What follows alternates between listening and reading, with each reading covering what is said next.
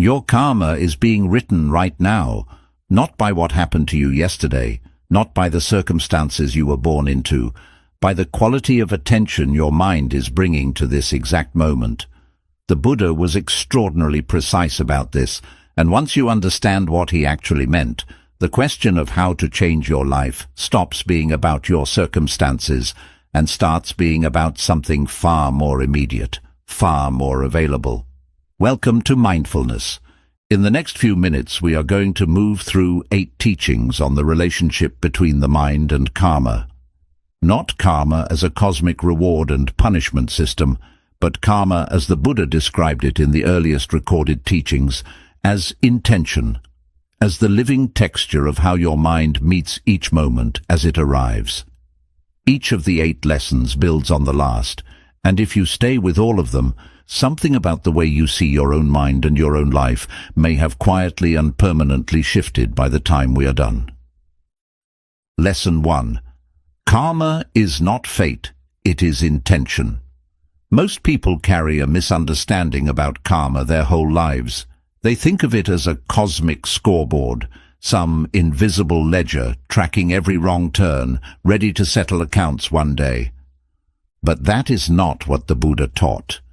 In the Anguttara Nikaya, one of the earliest collections of Buddhist teachings, the Buddha said something precise and clarifying.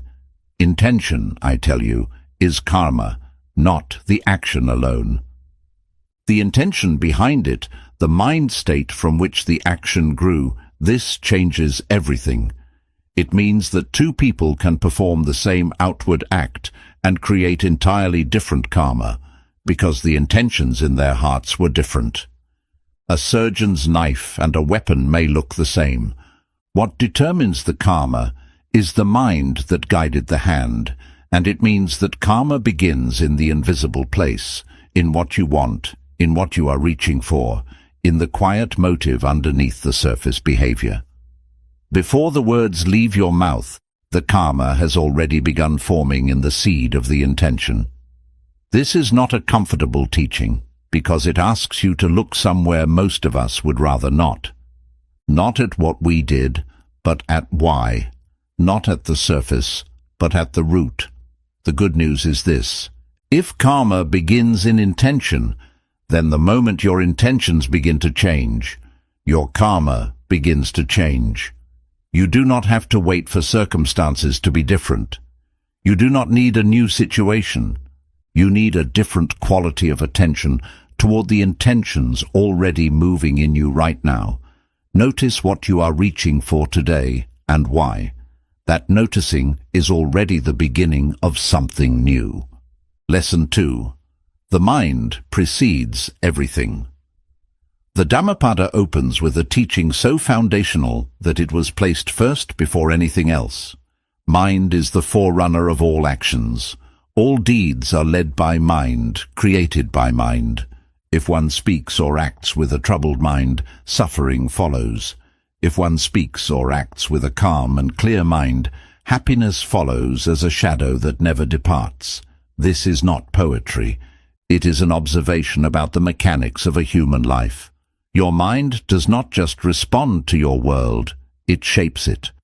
The way you habitually think becomes the lens through which you see everything, and then that lens determines what you do, and what you do determines what your life becomes. The chain is unbroken, and it always starts in the same place, in here. Think of someone you know who carries a suspicious mind, always reading threat into neutral situations. Their life fills slowly with conflict, not because the world is unusually hostile to them, but because a suspicious mind finds what it is looking for, and then it acts accordingly. And then the world responds to those actions. Or think of someone who carries a genuinely generous mind. Without effort or strategy, their life fills with warmth and connection, not as a reward from the universe, but simply as the natural fruit of what they have been planting.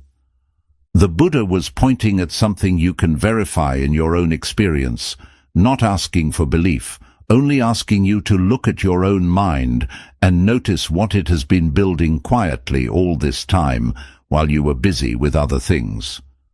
What has your mind been building today? Lesson 3. Thoughts are not facts, but they become your world. There is a habit the mind has that almost no one questions.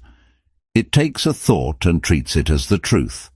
A worry arrives and becomes a prediction. A fear arrives and becomes a certainty.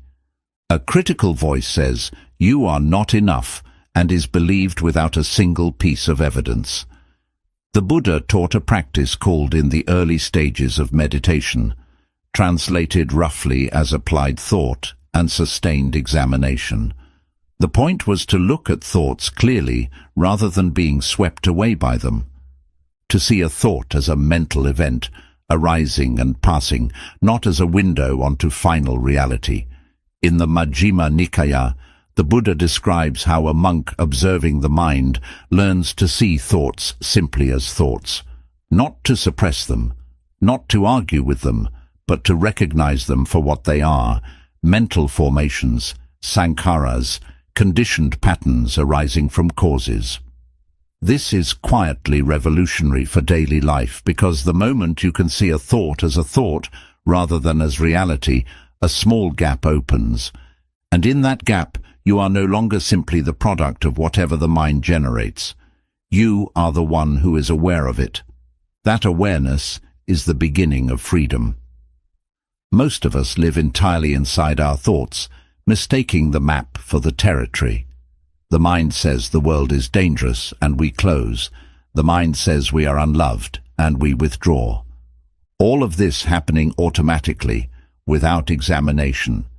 To change your karma is first to see your thoughts clearly enough to stop treating every one of them as a summons. You are allowed to let a thought pass without obeying it. That small act practiced daily slowly changes the entire direction of a life. Lesson 4. The 3 roots where it all begins. The Buddha identified 3 mental states that he called the roots of unskillful action: greed or lobha, hatred or dosa, and delusion or moha. In Pali, these are sometimes called the 3 poisons, and he was clear that nearly all the suffering a human being creates for themselves and for others grows from one of these 3 roots. Greed here does not only mean wanting money, it is the quality of clinging, of reaching for experience and holding on past its natural end. It is the mind that cannot let a pleasant thing simply be pleasant, but must grasp it, secure it, turn it into a permanent possession. That grasping is where suffering enters through the door of pleasure. Hatred does not only mean violence. It is the quality of aversion, of pushing away, of the low constant friction we hold towards things we do not want to be happening. The traffic, the person who misunderstood us, the way this day is not the day we needed. And delusion is the quiet background of the other 2. The basic misperception that a fixed separate self must be defended and enlarged. From that misperception, the grasping and the aversion follow almost automatically. Here is what makes this personally useful.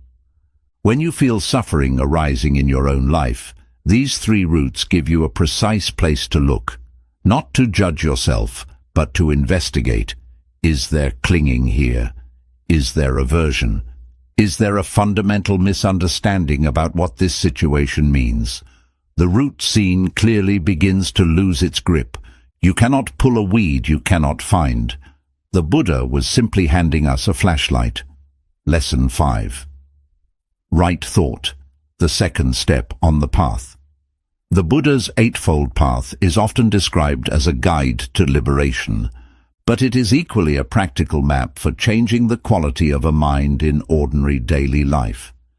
The second factor on that path is most commonly translated as the Buddha described 3 qualities that belong to right intention: the intention of renunciation, moving away from craving; the intention of goodwill, moving away from ill will; and the intention of harmlessness, moving away from cruelty. What is striking is where this sits on the path. Before right speech, before right action, before any outward behavior at all. The Buddha placed the quality of intention ahead of everything we say and do, because he understood that behavior is simply the visible surface of something deeper. Purify the intention, and the behavior begins to follow without force. This is not about suppressing desire or performing goodness for an audience. It is something quieter than that. It is the gradual training of the mind to incline naturally toward what is wholesome. The way a plant inclines toward light, not by effort, but by its own nature, once the conditions are right. In practical terms, this means asking before you speak or act what is actually moving in me right now. Is it genuine care, or is it the need to be right? Is it generosity, or is it the wish to be seen as generous? The question is not meant to paralyze. It is meant to introduce honesty into the gap between impulse and action. That gap is where karma is made or unmade, and the more you practice finding it, the wider it becomes, until one day you realize the reactive life you were living has quietly become a considered one, not perfect. Considered, and that difference changes everything. Lesson 6. Impermanence is not a loss. It is the teaching. There is a word the Buddha returned to throughout his entire teaching life. Anicca, impermanence. Everything that arises, passes. Every state of mind, every circumstance, every feeling, every formation, nothing holds its shape forever. Most people hear this and feel a kind of grief, because we already know it in our bones, yet we spend enormous energy pretending otherwise. We build, we accumulate, we secure, we plan, all of it quietly aimed at making something permanent in a world that refuses to cooperate. But the Buddha did not offer impermanence as a reason for despair. He offered it as a doorway. In the Samyutta Nikaya, the Buddha asks a simple question. If form is impermanent, does it lead to suffering or happiness? And the implied answer is that clinging to what is impermanent creates suffering, not impermanence itself. The clinging. This means suffering is not found in change. It is found in our resistance to change. It is in the part of us that says, this should not be ending. That person should not have left. That time should not be gone. This body should not be aging. We create enormous suffering by arguing with what has already happened and what will inevitably continue to happen.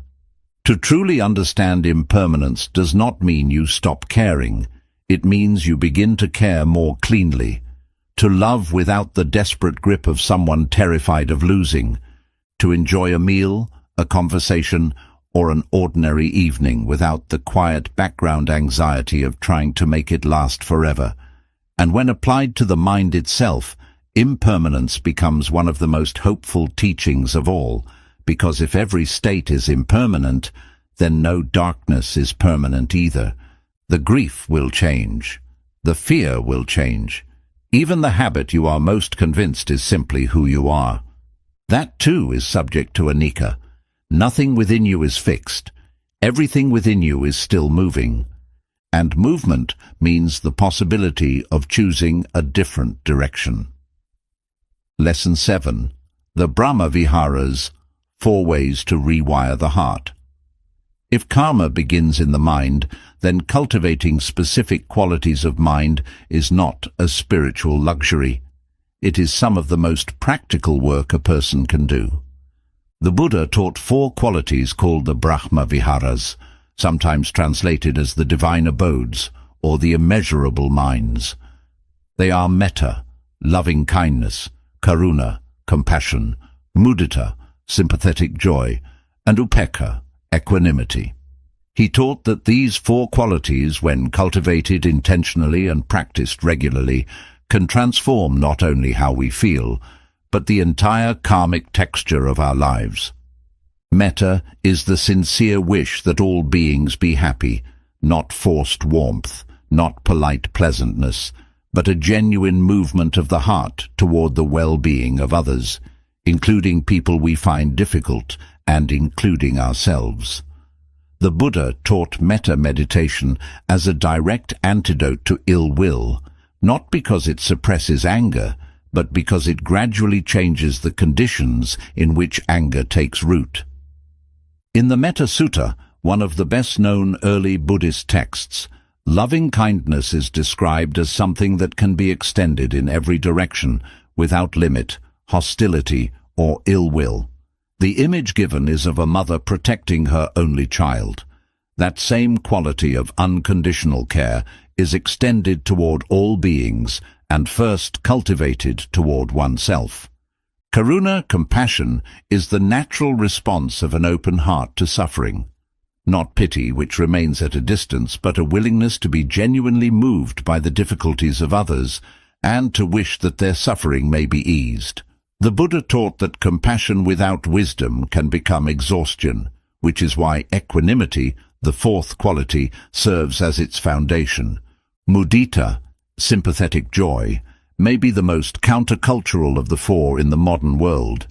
It is the ability to feel genuine happiness for the success and well-being of others, not despite your own struggles, but alongside them. Cultivating this quality directly uproots one of the most quietly destructive habits of the mind, measuring your worth against others and suffering because of the comparison. And upekkha, equanimity, is the steady ground beneath the other three. It is not emotional distance or indifference. The Buddha made a careful distinction between equanimity, which remains fully present, and indifference, which simply withdraws. Equanimity is the ability to be moved without being swept away, to feel deeply without losing your footing. What the Brahma Viharas offer in practical terms is this: they are not feelings you wait for spontaneously. They are qualities you train. The way a musician trains with an instrument and a gardener carefully tends the soil. You practice metta, and slowly the mind that naturally returned to irritation begins returning to something gentler. You practice mudita, and the mind that once contracted at another person's good fortune begins to open. You practice upekkha, and the mind that was constantly knocked sideways by circumstances begins to discover a stable ground to which it can return. Together, these four qualities reshape the mind at the level where karma is actually created. Not through grand gestures or dramatic life changes, but through the small, invisible movements of the heart throughout an ordinary day. The moment of irritation that softens before becoming a harsh word. The moment of envy that opens instead of contracting. These moments may be invisible to everyone else, but they are exactly where a life is quietly built or quietly dismantled. The Buddha called these qualities immeasurable because they are not practiced toward a limited group and then stopped. They are expanded outward, first toward yourself, then toward those you love, then toward those you feel neutral about, then toward those you find difficult, and finally without boundaries in every direction. This expansion is itself the practice. Each time you resist the natural contraction of the heart and choose to extend these qualities further, you are doing the deepest work of changing your karma. Lesson 8. The mind that sees clearly is the mind that is free. All 7 lessons before this one have been quietly pointing toward the same place, and this is it. The Buddha's word for wisdom is prajna in Sanskrit and panna in Pali, and he was precise about what wisdom truly means. It is not the accumulation of knowledge. It is not the ability to explain Buddhist doctrine. It is seeing things exactly as they are, clearly recognizing the 3 marks that characterize all conditioned experience: impermanence, anicca, the unsatisfactory nature of clinging, dukkha, and the absence of a fixed, unchanging self, anatta. That final teaching deserves to be approached gently. The teaching of anatta, or not self, is perhaps one of the most subtle and liberating ideas in Buddhist thought. The Buddha was not saying that you do not exist. He was pointing towards something more precise, that what we take to be a fixed, separate and permanent self is actually a flowing collection of processes. Body, feeling, perception, mental formations and consciousness arise together depending on conditions, changing from moment to moment with no solid and unchanging core at the center. This is not a reason for nihilism, it is a reason for profound relief. Because much of the suffering we create comes from defending, enlarging and protecting a self that is far more fluid and open than we have believed. We feel hurt when it is threatened. We grasp at anything that might strengthen it. We become afraid when it seems it could be lost. And all this enormous expenditure of energy is aimed at protecting something that was never quite the solid thing we imagined it to be. When even a small glimpse of this truth is seen clearly, the grip begins to loosen. Not because you have suppressed the self, but because you have seen through the misunderstanding at its root. And that clear seeing is what the Buddha called liberation. Not a place you travel to, not a reward you receive. It is a clarity that arises when the mind finally stops being deceived by its own constructions. In the Majjhima Nikaya, the Buddha uses the image of a raft. The teachings, he explained, are like a raft used to cross a river. Once you have crossed, you do not continue carrying the raft on your head. You set it down. The teachings are not an end in themselves. They are a vehicle for seeing clearly. And once clear seeing arises, the vehicle has completed its purpose. What does this mean for your daily life and for the karma you are creating during ordinary hours? It means that every moment of clear seeing is a moment of freedom, not necessarily a grand awakening that happens in a single afternoon, but a patient accumulation of honest awareness. Seeing a thought simply as a thought, seeing an emotion as a passing pattern of weather, seeing a situation clearly without the distortions of craving or aversion layered over it. None of these moments are small.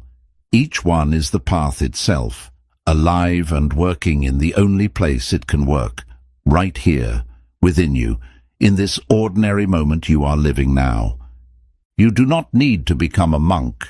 You do not need a teacher sitting across from you.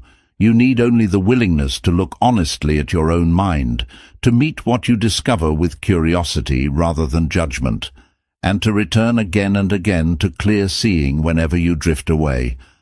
That returning is the practice, and the practice is the path. And the path, walked patiently and honestly, is how the mind changes. And when the mind changes, everything it touches changes with it.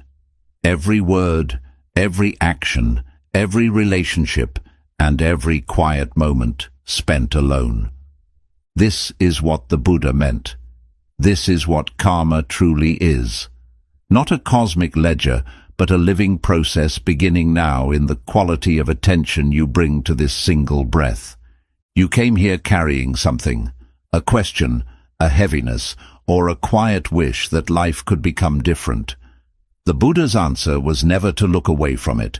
It was to look more clearly. 8 lessons, 1 direction, inward. The karma of your life is not permanently written in the past. It is being written right now through the quality of mind you bring to this moment. And that may be one of the most hopeful things anyone has ever said. Go gently, go honestly, and begin again as many times as necessary.